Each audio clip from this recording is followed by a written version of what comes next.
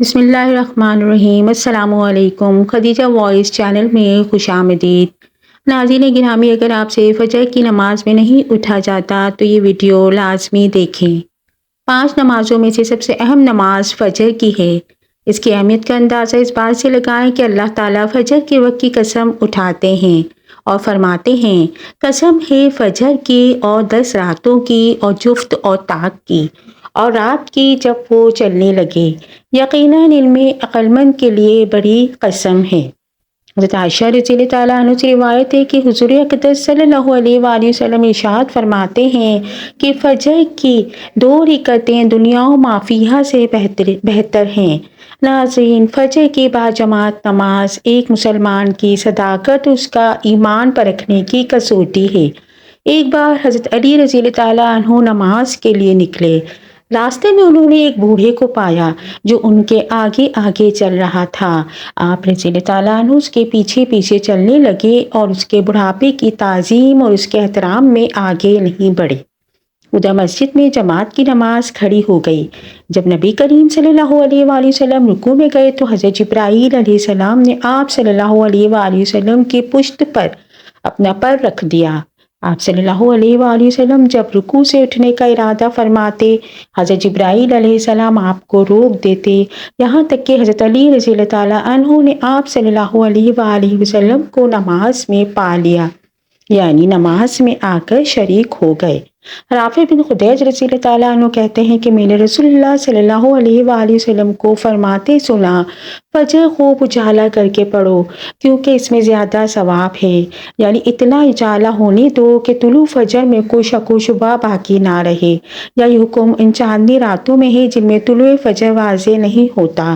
شاہ ولی اللہ لکھتے ہیں کہ یہ خطاب ان لوگوں کے لیے ہے جنہیں جماعت میں کم لوگوں کی حاضری کا خدشہ ہو، یا ایسی بڑی مسجدوں کے لوگوں کو ہے جس میں کمزور اور بچے سبھی جمع ہوتے ہوں۔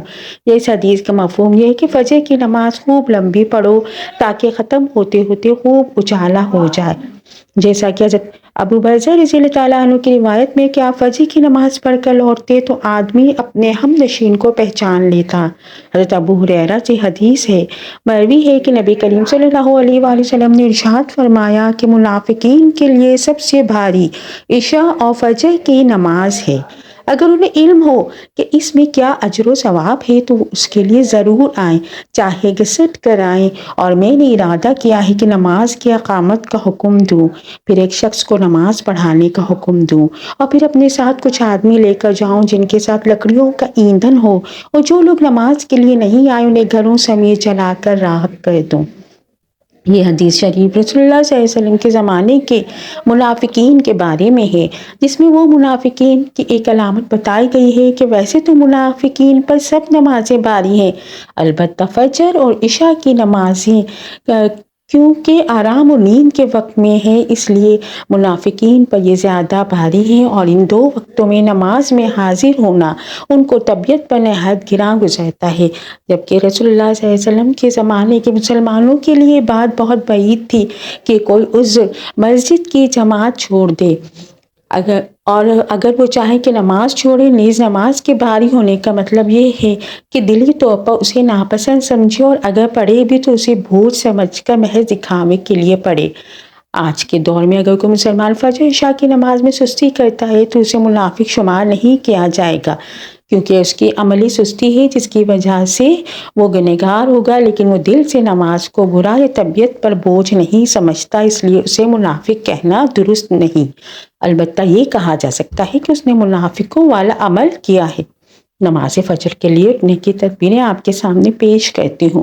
حضرت علی رضی اللہ تعالیٰ عنہ سے کسی نے پوچھا، میں بہت کوشش کرتا ہوں کہ میں صبح نماز پڑھوں مگر اٹھا نہیں جاتا۔ حضرت علی رضی اللہ تعالیٰ عنہ نے فرمایا، یہ نیند کی وجہ نہیں بلکہ تم جو سارا دن گناہ کرتے ہو تمہاری گردن میں توق، ہاتھوں میں ہتکڑیوں، پاؤں میں بیڑیاں باندھ کر تمہیں اٹھنے نہیں دیتا۔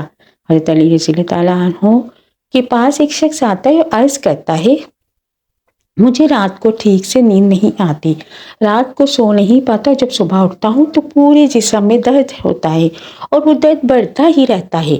جب وہ اپنا درد حضرت علی رضی اللہ تعالیٰ عنہ کو بیان کر چکا تو آپ نے اس شخص سے فرمایا کہ اے شخص، رات کو پانی پیتے ہو، پانی پینا بند کر دو، کیونکہ ایسا کرنا صحت کے لیے انتہائی نامناسب ہے اور رات کو پانی پینے سے جسم میں ایسا درد شروع ہو جاتا ہے۔ اگر اللہ پاک اسے شفا دینا چاہیں تو دے سکتے ہیں، ورنہ اس کا علاج ممکن نہیں۔ اگر سہولت ہو تو دوپہر کے وقت آرام ضرور کیا کریں، یہ سنت ہے، اس سے فجر میں اٹھنے میں بڑی مدد ملتی ہے۔ رات کا کھانا جلد کم کھایا کریں، رات کو پانی نہ پئیں، اگر شدید ضرورت ہو تو کم سے کم پانی پئیں۔ رات کو جلد سو جائیں، رات کو سونے کے مسنون اعمال کر کے سویا کریں، کسی سے صبح اٹھانے کے لیے کہہ کر سویا کریں، الارم لگا کر سوئیں اور الارم کو اتنا دور رکھیں کہ اسے بند کرنے کے لیے اٹھ کر چل کر جانا پڑے۔ جیسے ہی آنکھ کھلے تو دونوں ہاتھوں سے چہرے کو دیر تک اچھی طرح ملیں۔ یہ عمل بھی سنت ہے۔ نیند سے بیداری پر ہمت کر کے فوراً اٹھ کھڑے ہوں، لفظ کے اس تقاضے پر عمل نہ کریں کہ ابھی تھوڑی دیر اور آرام کر لیتے ہیں پھر اٹھ جائیں گے، کہ اس طرح نماز قضا ہو جاتی ہے۔ اللہ سے مدد مانگتے رہا کریں، فجر میں اٹھنے کا پختہ ارادہ کر لیا کریں، اندرونی الارم لگائیں، یعنی دل میں بھی اللہ کی محبت پیدا کریں۔ مؤذن جو 5 وقت کی اذان دیتا ہے، حضرت ابو ہریرہ سے روایت ہے کہ رسول اللہ صلی اللہ علیہ وسلم نے فرمایا، اگر لوگوں کو معلوم ہو جائے اذان دینے اور پہلی صف میں کھڑی ہونے کی کتنی فضیلت ہے، پھر وہ اس پر قرعہ اندازی کرنے کے بغیر کوئی چارہ نہ پائیں تو اس پر ضرور قرعہ اندازی کریں۔ اگر وہ جان لیں کہ نماز کے لیے اول وقت آنے میں کیا فضیلت ہے تو وہ ضرور اس کی طرف دوڑ کر آئیں۔ اگر وہ جان لے کہ نماز عشاء اور نماز فجر کی کتنی فضیلت ہے تو وہ ضرور ان میں شریک ہوں، اگرچہ انہیں سینے کے بل گھسیٹ کر آنا پڑے۔ حضرت ابو ہریرہ کی روایت میں ہے کہ آپ صلی اللہ علیہ وسلم نے خاص طور پر مؤذن کے لیے مغفرت کی دعا فرمائی ہے۔ ناظرین، مؤذن جس طرح اذان کے ذریعے اللہ تعالیٰ کی بڑائی کا اعلان کرتا ہے، اس کی وحدانیت کا ترانہ گاتا ہے، اسی طرح کا اس کو اجر بھی رب العزت مرحمت فرمائیں گے کہ قیامت کے دن سب سے پہلے بلند مقام ہوگا اور اس کو امتیازی شان حاصل ہوگی، اور وہ ساری کائنات جس نے اس کی آواز سن لی اس کے حق میں گواہی دے گی۔ رسول اللہ صلی اللہ علیہ وآلہ وسلم نے فرمایا کہ جس نے فجر کی نماز ایک رکعت جماعت کے ساتھ سورج نکلنے سے پہلے پالی، اس نے فجر کی نماز با جماعت کا ثواب پا لی۔ جس نے عصر کی ایک رکعت جماعت کے ساتھ سورج ڈوبنے سے پہلے پائی، اس نے عصر کی نماز با جماعت کا ثواب پا لیا۔ مسلمان عورتیں رسول اللہ صلی اللہ علیہ وسلم کے ساتھ نماز فجر پڑھنے چادروں میں لپٹ کر آتی تھیں۔ رسول اللہ صلی اللہ علیہ وآلہ وسلم نے فرمایا کہ رات اور دن میں فرشتوں کی ڈیوٹیاں بدلتی رہتی ہیں۔ فجر اور عصر کی نمازوں میں ڈیوٹی پر آنے والوں اور رخصت پانے والوں کا اجتماع ہوتا ہے۔ پھر تمہارے پاس رہنے والے فرشتے جب اوپر چڑھتے ہیں تو اللہ تعالیٰ پوچھتا ہے، حالانکہ وہ ان سے بہت زیادہ اپنے بندوں کے متعلق جانتا ہے، کہ میرے بندوں کو تم نے کس حال میں چھوڑا؟ وہ جواب دیتے ہیں کہ ہم نے جب انہیں چھوڑا تو فجر کی نماز پڑھ رہے تھے، اور جب ان کے پاس گئے تب بھی وہ عصر کی نماز پڑھ رہے تھے۔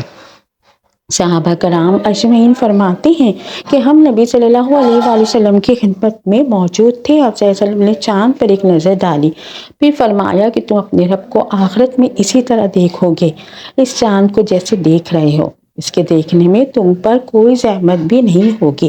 بس اگر تم ایسا کر سکتے ہو کہ سورج طلوع ہونے سے پہلے والی نماز فجر اور سورج غروب ہونے والی سے پہلے والی نماز عصر سے تمہیں کوئی چیز روک نہ سکے تو ایسا ضرور کرو۔ پھر آپ صلی اللہ علیہ وسلم نے یہ آیت تلاوت فرمائی کہ پس اپنے مالک کی حمد و تسبیح کر۔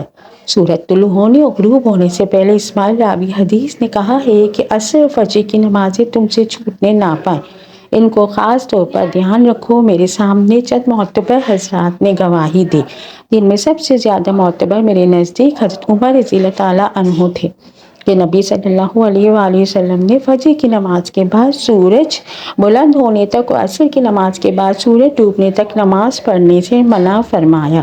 ابن عباس بیان کرتے ہیں کہ انہوں نے فرمایا کہ مجھ سے چند لوگوں نے حدیث بیان کی کہ نبی کریم صلی اللہ علیہ وآلہ وسلم نے 2 طرح کی خرید و فروخت اور 2 طرز کے لباس اور 2 وقتوں کی نماز سے منع فرمایا۔ آپ صلی اللہ علیہ وسلم نے نماز فجر کے بعد سورج نکلنے تک اور نماز عصر کے بعد سورج غروب ہونے تک نماز پڑھنے سے منع فرمایا، اور کپڑوں میں استعمال یعنی کپڑا اپنے اوپر اس طرح لپیٹ لینا کہ شرمگاہ کھل جائے، اور اتباع یعنی ایک کپڑے میں گھوٹ مار کر بیٹھنے سے منع فرمایا۔